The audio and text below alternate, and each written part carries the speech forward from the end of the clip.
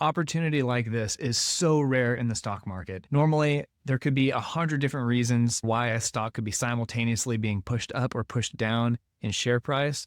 But for this company, there is one clear reason it has dropped by over 50%. All the information is out there, and I think the market is grossly underpricing this stock. That's why I'm going after a 100% gain, and I'm excited to share this opportunity and to see what y'all think. I'm curious in the comments if you come to the same conclusion as me. Normally, I am using AI to find investing opportunities and then using a discounted future cash flow method to look for value companies to invest in. But this is just too rare of an opportunity for me to pass up, and I can still utilize the discounted future cash flow analysis to double check this company. So here's my YouTube portfolio so far, and the company I'm targeting is Zeta. In November, they had a massive drop in share price. Here it shows the high was $36.74. On that day, they released their earnings report for that quarter. It was a very strong earnings report, and after hours, their price actually went up to $44 per share. However, on that same day, Culper Research released a report on why Zeta is basically a scam. Zeta Global Holdings, shams, scams, and spam, basically laying out their case for why they're shorting this company. And when they released that report, it had a bunch of scary stuff in it. Zeta's share price crashed. Now, since then, Zeta has responded a lot. And so I'm weighing the evidence on both sides. What does Culper Research say? How has Zeta responded? And I'm really excited to show y'all what I have found and the conclusions that I'm coming to. So there are two major claims that Culper has on Zeta. First and foremost, they believe that Zeta is doing round tripping with their revenue by using two-way contracts. So round tripping is where I say that I'm going to pay you $1 million to perform service X, and at the same time, you pay me $1 million to perform a different service. In reality, neither of us have to perform our services because I'm sending you $1 million, you're sending me $1 million. We actually don't have to even send each other the money, but on paper, we're showing $1 million in revenue. That's basically what Culper is accusing Zeta of doing. Number one, round tripping. The second thing that they're accusing Zeta of doing is using consent farms. Let's look at Zeta's business model real quick so we can unpack what exactly that means. So Zeta Global Holdings operates an omni-channel data-driven cloud platform that provides enterprises with consumer intelligence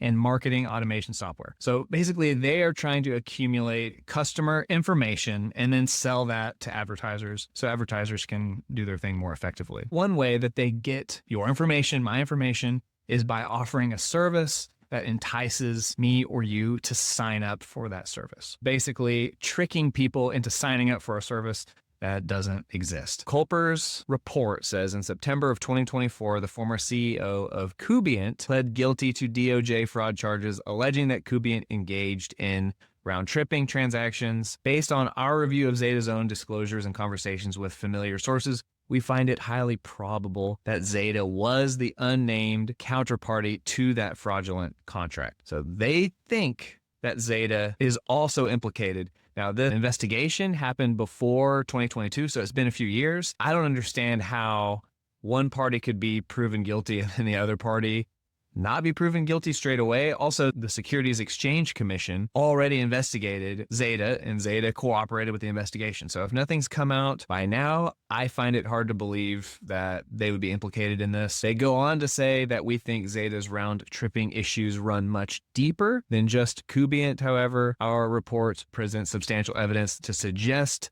that Zeta holds additional two-way contracts with its advertising partners. So just because a company has two-way contracts doesn't mean that it's necessarily round tripping.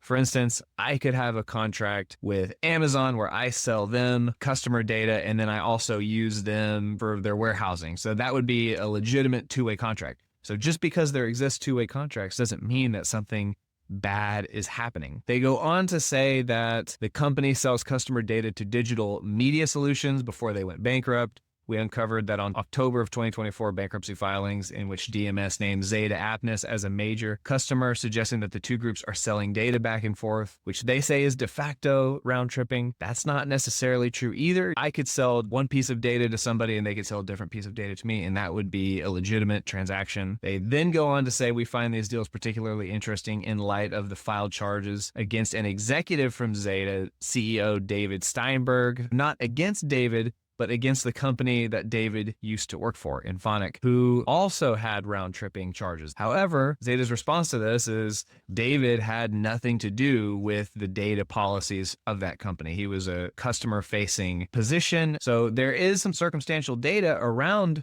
the round tripping. However, there's no direct evidence. So the major response from Zeta here is, oh, by the way, we performed a forensic review of our finances and contracts in 2022 and in 2023 after they were investigated for their relationship with Kubient. The audit committee of Zeta's board of directors oversaw the review after learning of the federal investigation into a company, Kubient, in which Zeta did business before Zeta went public in 2021. Zeta retained Latham & Watkins LLP and external forensic accountants to review contractual arrangements, and of course, they came back clean. So this information was not available to Culper before they released their short selling report. So this, in my mind, is a little bit of a silver bullet. It defeats everything that Culper is saying in terms of the round tripping. In the company's 2023 10K, Zeta disclosed for the first time that its auditor, E&Y, identified revenue recognition related to contracts with third parties in which the company is acting as both a vendor and a customer as a critical audit matter. So they're saying because Zeta's auditor found two-way contracts and labeled it as a critical audit matter, it must be bad. Zeta's response to this is that, first of all, E&Y is not our auditor. Their auditor is Deloitte. So that's kind of a big fact to get wrong. And second, it is not necessarily a bad thing for something to come up as a critical audit matter. So if we turn to their response to this, Public Company Accounting Oversight Board rules required disclosure of Zeta's critical audit matter for the first time in our annual report on the Form 10K for the fiscal year ending December 31st, 2023. So that was also another factor that Culper points out, is that this is the first time it ever happened, and it coincides with the investigation into that other company. But in reality, this is just the first time their auditor required that kind of disclosure because they reached a certain size in their company. So the report construes what they represent. CAM, or critical audit matter, is not necessarily bad. It's just that they spent more time looking into it. And in this case, they found that Zeta was clean. So in my mind, Zeta has appropriately and completely responded to all of the allegations regarding round tripping. Now, the next big allegation is about consent farms. Second, we believe Zeta quietly generates its most valuable data, responsible for almost the entirety of the company's growth in the past 2 years. Now, that is a big claim. So regardless of whether or not they have some consent farms at this point, is this really accounting for the entirety of their growth over the last 2 years?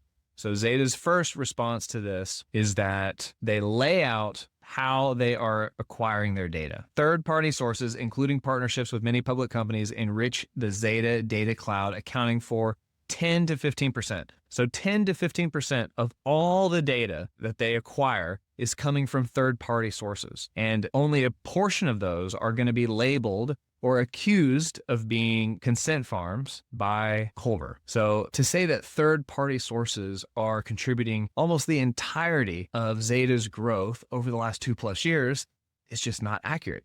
That seems like a big miss. Culper goes on to say that Zeta's reliance on predatory consent farms is underpinned by the company's acquisition of Aptness and Archimax Publishing. But if we scroll down to see to what extent they're claiming, we believe these consent farms have become critical to Zeta's business. One former employee told us that on a combined basis, Aptness and Archimax were internally expected to generate $300 million in revenue. Well, if we look at Zeta's total revenue, $900 million in revenue, $300 million would be a third of the company's total revenue. However, Zeta came out and underline what percentage of their revenue they are actually getting from these two companies. And it turns out it's less than 3% of their total revenue. So even if I was to believe that these two companies are consent farms, which of course Zeta denies that they are. The scope and the amount of revenue that Zeta is receiving from these companies is orders of magnitude less than what Culper is saying. There's just so many facts in here that are wrong. To me, it calls into question the legitimacy of Culper. They got several random facts wrong, including some relationships that they are making appear to be really damning. So if we go to the complete response from Zeta, which I will link this in the description. It is a very interesting read. If you're thinking about investing in Zeta, I would read through their response where they go point by point. They've got 12, 11 different responses here. But if we go down to the bottom, they talk about different relationships that are completely wrong. Steven Gerber, Zeta's president and chief operating officer, and Paul Roberts worked in completely different companies with similar names. So there's just a lot of the due diligence that Culper completely missed on, unfortunately. Seeing all of Zeta's responses, reading through Culper's report, to me, this is enough for me to take Zeta's side, and the sheer upside potential on this stock is really enticing. Currently, Zeta is trading at $17.33. Before this short report came out, they hit a peak of $44 per share after hours. I see a really strong chance that Zeta is going to return to those levels as more and more information comes out, and they are doing everything they can to bring all of the facts to light. Their response when the short report first came out, they had an initial response. A couple days later, announced that they were going to do $100 million in stock buybacks because their stock price is so low. So not only are they refuting the claims, they're also putting their money where their mouth is. 5 days after that, Zeta Global announces the CEO and leadership board of directors are buying another $3 million in stock personally. So the stock price dropped. Leadership is buying up shares while it's low. The company is repurchasing shares. If the leadership was worried that they are about to be caught repurchasing $100 million in shares through the company and then personally another $3 million is the last thing that I would expect them to do.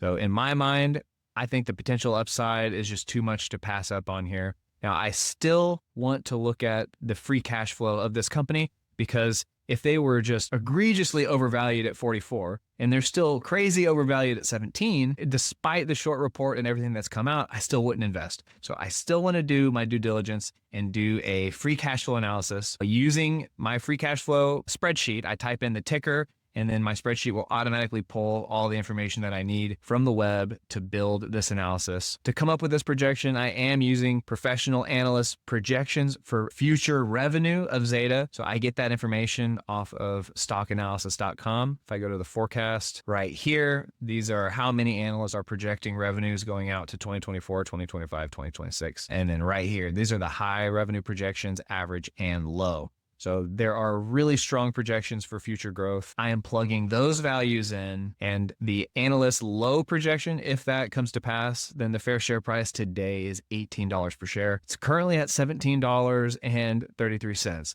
So this stock is undervalued even if the lowest analyst projections comes to pass. If the average analyst projection come to pass, then the fair share price today is $24 per share. Now, this spreadsheet is assuming the next 5 years of growth per the analysts, and then just 3% growth after that. In my mind, this is incredibly conservative, especially if I look at Zeta's past performance. Going back to 2020, 20%, 24.5%, 29%, 23%, 30% for the last 12 months. This company is growing very well. So going with a 3% revenue growth going into the future, to me, is very conservative. So I feel confident investing in a company like this, even if there wasn't a bunch of drama around this short report. Now, before at $44 per share, they would have been way overvalued for me. But now that they've been cut by half, I'm really excited to buy this stock as a part of my YouTube portfolio, which is currently Hims and Hers Health, Crocs, DocuSign, Simply Good Foods, and now Zeta. If you're curious to see the past analysis on those 4 companies, check out the other videos in this series. Good luck with your investing. Cheers.